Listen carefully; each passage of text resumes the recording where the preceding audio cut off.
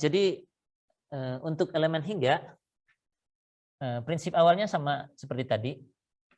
U yang kita U perpindahan itu ya. Perpindahan U fungsi dari X dan T itu. Ini tetap didekati dengan penjumlahan dari 1 sampai N. Nah, tapi N itu kalau untuk setiap elemen sudah dibatasi. Untuk elemen lentur itu hanya 4 ya. Jadi kalau ada satu elemen,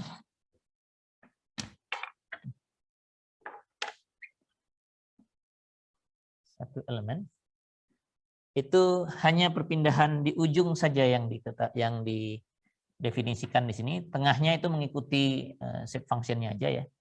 Jadi ini nomor 1 gerakannya ya, perpindahan sana, dan satunya lagi rotasi. Lalu di sini nomor 3 ini yang keempat ya. Jadi setiap ujungnya cuma boleh berpindah ke atas atau ke bawah atau berotasi.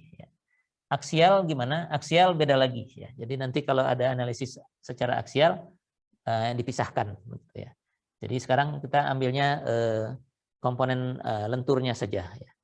Jadi setiap elemen itu punya 4 derajat kebebasan dan masing-masing ini punya trial function sendiri-sendiri ya. Dikalikan dengan U yang ke I T, disebutnya U juga di sini soalnya. Psi ini fungsi X, U yang ke I fungsi T ya. Ini menggantikan Z tadi ya. Di sini hurufnya tetap U kalau di buku ini, jadi saya ngikut aja. Gitu. Nah, trial function-nya sudah ditetapkan karena ini sudah diturunkan nih rasanya oleh, saya ingat namanya. Rasanya ini nanti saya cari literatur. Ada, jadi sudah ditentukan psi 1 itu, psi yang nomor 1 itu akan menghasilkan perpindahan 1 di ujung yang sebelah sini ya. Jadi psi 1 itu gambarnya dia naik sebesar 1 di sini, tapi yang lainnya 0. Jadi rotasinya 0, terus di bawah itu begitu. Ini psi 1. Psi 2-nya rotasinya yang 1. Jadi dia berputar gitu ya. Tadinya gini, sekarang jadi gitu. Ada rotasi, tapi tidak ada perpindahan. Kemudian yang di sananya diam begitu. Lalu psi 3-nya yang ini yang ada, jadi di kirinya tetap, kanannya naik sebesar 1, tapi tidak berotasi. Jadi ini rata. Ini naik sejauh 1, ini naik sejauh 1, ini berputar sebesar 1 ya. Psi 4-nya juga demikian, ini mutar sejauh 1 gitu ya. Begini. Gitu ya. Ya, benar. Sudutnya 1 ya.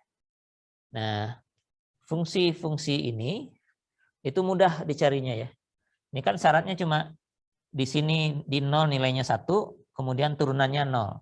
Kemudian di L nilainya 0 baik fungsinya maupun turunannya. Kalau di sini turunannya yang 1 nilainya sendiri 0, di sini 0 dua-duanya, begitu seterusnya. Dan itu dengan polinomial dengan gampang bisa diselesaikan. Dan cukup sampai polinomial pangkat 3 ya, sudah eksak hasilnya. Jadi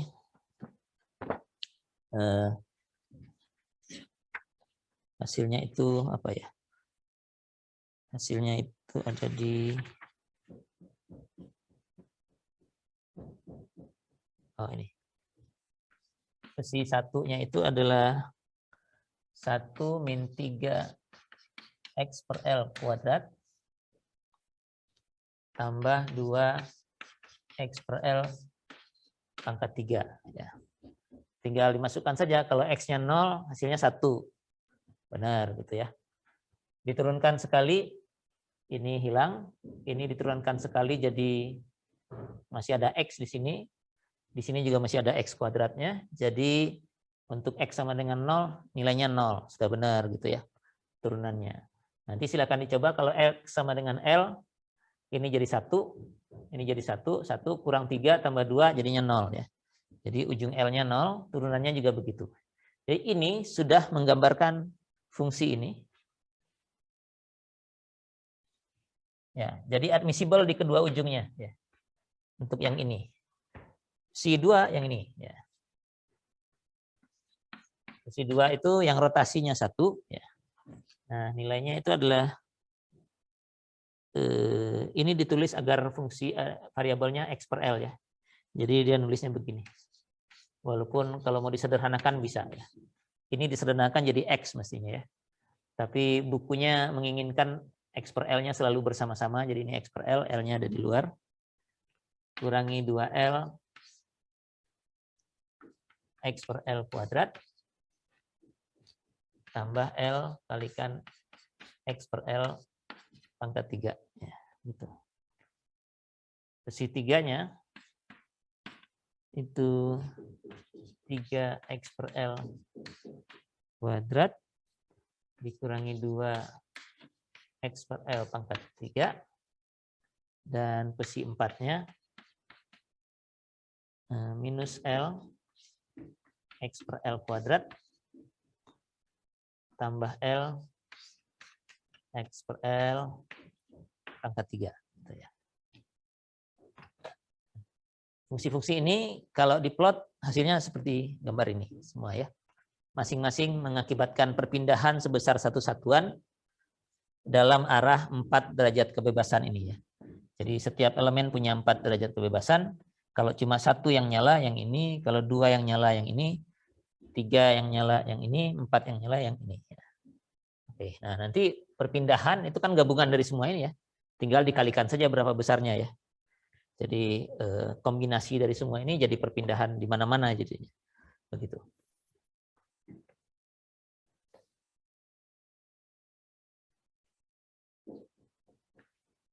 Oke. Nah, kalau besinya sudah begini, kita bisa susun matriks kekakuan dan matriks masanya once and for all gitu ya. Sekali aja integrasi ini dapat K ini, udah pasti langsung ya. Jadi setelah melakukan integrasi dari trial function yang ini, trial functionnya sudah dipastikan, matriks K dan matriks M-nya juga jadi tetap harusnya ya. Ini saya hapus dulu. Per definisinya M kan tadi bukan definisi sih, tapi sudah diturunkan ya. M itu adalah M di sini bar ya. Kalau di sini sekarang apa dia? Labelnya. Oh, tidak pakai bar lagi, cuma pakai indeks IJ aja. Karena eksak. Karena yang ini tuh eksak untuk statik setidaknya eksak ya. Statik elemen seperti ini ya. Jadi di sini MIJ itu besi I besi J. DX gitu ya. Jadi besi yang nomor 1 dikalikan besi yang nomor 1 lagi dikalikan M diintegralkan dapat nih M11 misalnya ya. Lalu yang kedua 1 dan 2 dapatnya M12 dan M21 sama ya bolak-balik. Lalu 13 ya 13 14 kemudian 21 dengan 12 tadi sudah sama ya 22 23 24 33 34 ya. Dengan melakukan itu saja ya kita akan mendapatkan matriks massa dari elemen ya. Jadi dari sini matriks M ada indeks E-nya, kalau di buku dia nulisnya pakai E ya. Matriks massa dari elemen. E ini masih elemen ya karena ini nanti bisa dirakit menjadi struktur ya. Disambung-sambung gitu. Dan E-nya nilainya adalah ML per 420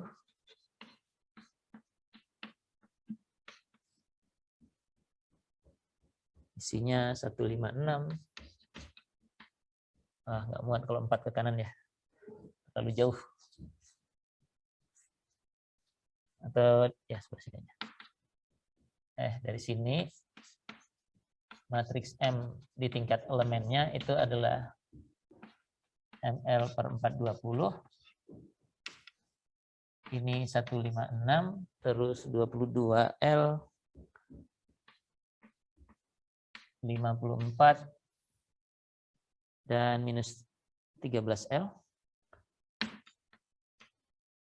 Jadi ini tutup matriksnya. 4 baris dan 4 kolom ya. Ini juga 22L lagi. Sebelahnya 4L kuadrat. 4L kuadrat. 13L minus 3L kuadrat.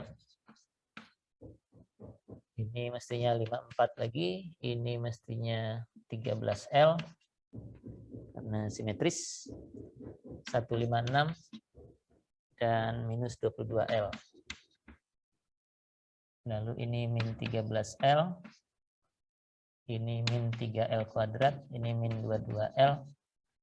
Terakhir di sininya 4L kuadrat. Nah, jadi sekarang apapun elemennya, matriks massa elemennya tuh ini, di tingkat elemen ya. Apapun elemennya gitu. Kalau dia arahnya miring begini nggak apa-apa, asal derajat kebebasannya jadi begitu. Gitu ya. Nah, mengubahnya nanti soal transformasi aja ya. Jadi di tingkat elemen matriks massanya itu pasti begini bentuknya dengan trial function yang seperti ini tadi. Gitu. Ya, nah ini sudah bisa lagi ya, saya hapus saja. Jadi kalau di elemen sudah seperti ini dan kita tinggal pakai saja, orang sudah diintegrasikan dan hasilnya selalu begitu. Apa gunanya diulang-ulang melakukan integrasi, itu hasilnya tetap ini, gitu ya. Nah, dengan cara yang sama untuk matriks kekakuan K, KIJ itu kan 0 sampai L, EI, kalikan psi I 2 aksen, kalikan psi J 2 aksen, DX. Ya. Jadi dari sini kita dapatkan matriks kekakuan elemen. Matriks kekakuan elemen yang isinya di luarnya EI per L pangkat 3. Lalu di dalamnya ada 12, 6L, min 12, dan 6L. Ini simetris, jadi 6L lagi. Terus 4L kuadrat. Ini minus 6L, 2L kuadrat. Ini minus 12. Terus ini masih minus 6L sama simetris. Ini 12 min 6L. Ini 6L. Dari sini simetris. Ini juga 2L kuadrat. Ini minus 6L. Dan terakhir 4L kuadrat. Matriks kekakuan elemen pun ya sudah sama ini. Tidak perlu diulang-ulang lagi hitungannya ya. Ya sudah segini aja. Oke. Nah, kalau M dan matriks massa elemen dan kekakuan elemen sudah ada, prosesnya sama. Sebenarnya kalau menjadi struktur ada proses perakitan lagi, tapi itu mungkin terlalu panjang untuk dibahas sekarang. Itu saya tunda ke minggu depan. Jadi kalau elemennya ada beberapa, kita bisa sambung-sambungkan matriks kekakuan elemen ini menjadi matriks kekakuan struktur. Derajat kebebasannya bisa tambah banyak ini. Satu elemen 4, kalau 2 elemen tergantung gimana nyambungnya ya. Misalnya ini aja gitu kan. Kalau cuma satu elemen ya sudah 4 gitu ya. Tapi kan ini ada sendi dan rollnya ya, sehingga vertikalnya tidak bisa, yang tersisa cuma 2 gitu ya. 1, 2 di sini. Ini kalau dibuat sebagai satu elemen, tapi kalau dibuat sebagai 2 elemen, dari sini sampai ke tengah, tengah sampai ke sana, nanti akan ada 2 derajat kebebasan tambahan di situ. Jadi satu balok ini ada 4 derajat kebebasannya. Begitu seterusnya ya. Atau kalau cantilever, kalau kita anggap ini sebagai satu elemen, nah yang ada cuma 2 derajat kebebasan, nomor 1 dan nomor 2 ini.